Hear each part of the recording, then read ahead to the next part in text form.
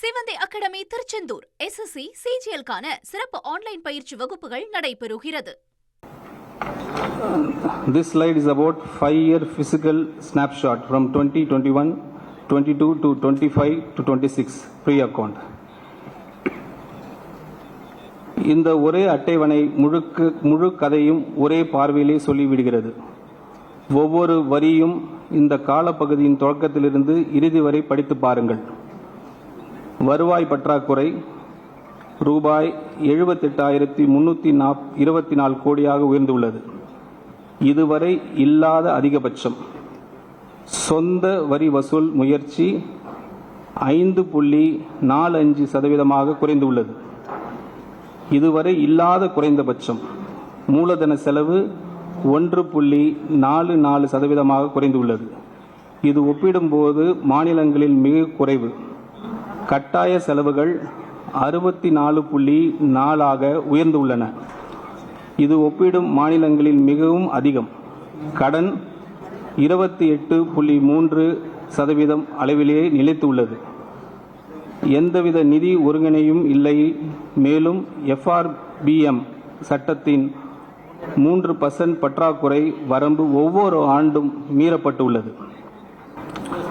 ஒரு உதாரணம், 5 ஆண்டுகளாக ஒருவரின் ஆண்டு உடலை அறிக்கையில் இரத்த அழுத்தம், இரத்த சர்க்கரை, உடல் எடை மற்றும் கொலஸ்ட்ரால் ஆகிய அனைத்தும் தொடர்ந்து மோசமடைந்து கொண்டே இருந்தால் ஒரு அளவில் மட்டுமே கவலைக்குரியதாக ஆகலாம்.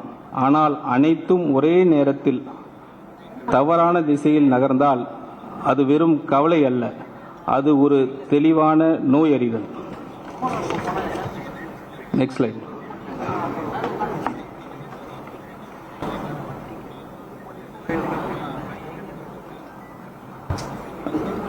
So this slide is about 6 key numbers. இது ரொம்ப முக்கியமான ஸ்லைடு.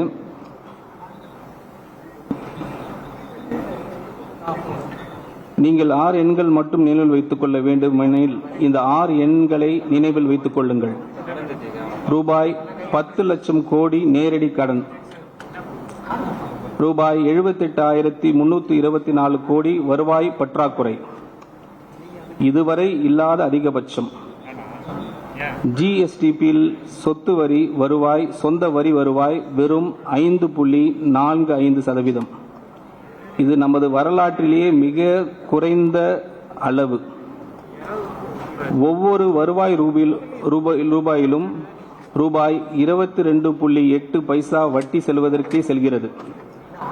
வருவாயில் 64.4 ஏற்கனவே கட்டாய செலவுகளுக்காக ஒதுக்கப்பட்டுள்ளது. எந்த புதிய முடிவையும் எடுப்பதற்கு முன்பே அது செலவாகிவிடுகிறது. மேலும் தலைப்பு செய்திகளில் தோன்றும் எண்ணிக்கை மறைத்துவிடும் முக்கியமான உண்மை. பொதுத்துறை நிறுவனங்களில் கடன்களையும் சேர்த்தால் மாநிலத்தின் உண்மையான மொத்த நிதிசார் பொறுப்பு 13.18 லட்சம் கோடியாக உயர்கிறது. ஒரு உதாரணம், ஒரு குடும்பத்தின் நிதிநிலை ஆரோக்கியமாக இருக்கிறதா அல்லது முழுகிக் கொண்டு இருக்கிறதா என்பதை வங்கி கணக்கு புத்தகம் ஒரு நொடியில் சொல்லிவிடும். ஸ்லைட் 5.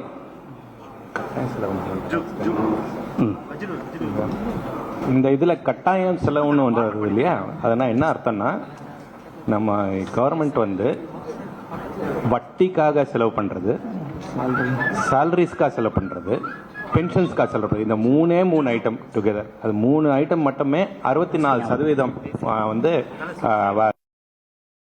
வருவாயிலேருந்து 66% வருது. இந்த 3 ஐட்டம். நெக்ஸ்ட் சொல்லிட்டீங்களா? ஓகே. ஸோ சஸ்டைனபிள் டெப்ட் நியர்லி டபுள்ட் இன் 5 years. நெக்ஸ்ட் ஸ்லைட் அதை பற்றி பேசுகிறோம். இந்த முழு ஆவணத்திலே மிக முக்கியமான ஒரு உண்மை கவனியுங்கள். இந்த 5 ஆண்டு காலப்பகுதியில் மட்டும் தமிழ்நாடு ரூபாய் 4.87 லட்சம் கோடி புதிய கடனை சேர்த்துள்ளது. அதாவது சுதந்திரத்துக்கு பிறகு மாநிலம் தனது முதல் 60 years சேர்ந்த மொத்த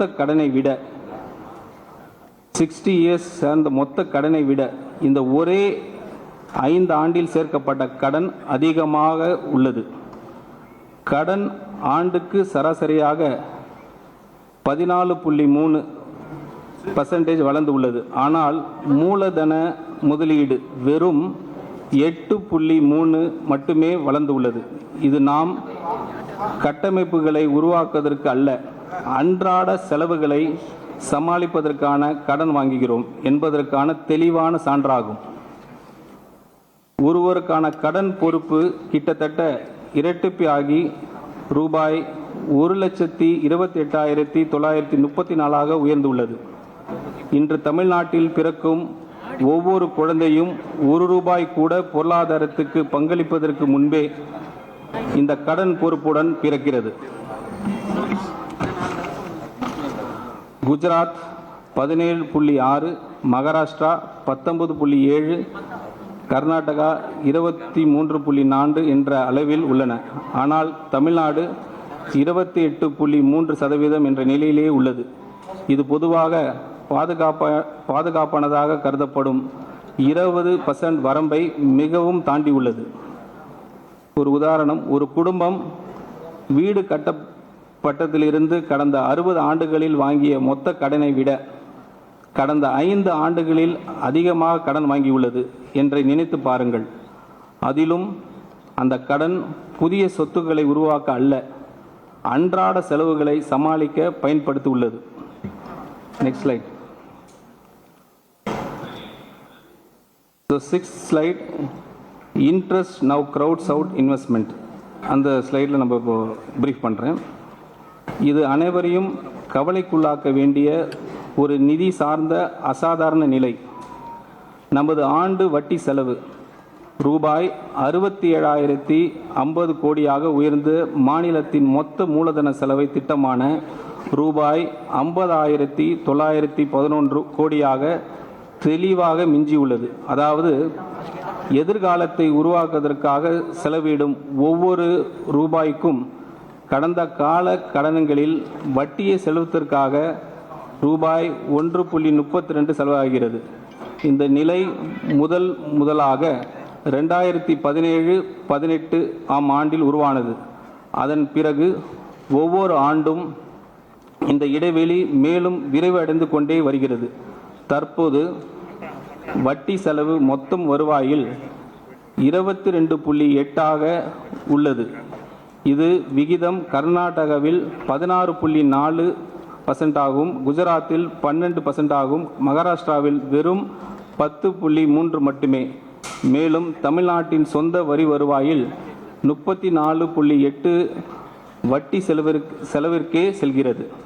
அதாவது மாநிலத்தின் சொந்த வரி வசூல் இயந்திரம் ஈட்டும் ஒவ்வொரு 3 ரூபாயிலும் ஒன்றுக்கு அதிகமான தொகை எந்த ஒரு நலத்திட்டத்திற்கும் ஒதுக்கப்படுவதற்கு முன்பே பழைய கடன்களின் வட்டி செலுத்துவதில் கரைந்து விடுகிறது.